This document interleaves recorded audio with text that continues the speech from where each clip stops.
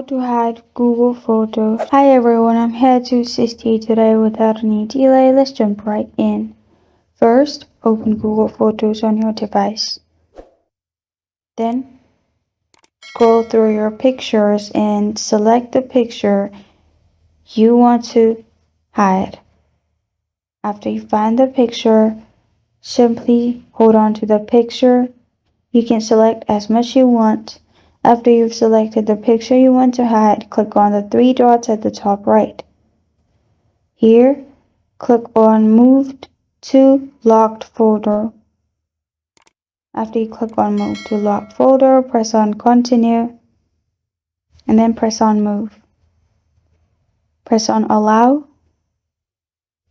and the pictures will be hidden. As you can see, it has been removed from this section. Now, you can simply go to Collection at the bottom and click on Locked, and then here you'll find your hidden photos. This is how to hide Google Photos. Thank you for joining me today. If this video helps you out, please leave a like and subscribe for more. Got a question or want to suggest a topic? Comment below. Thank you for watching.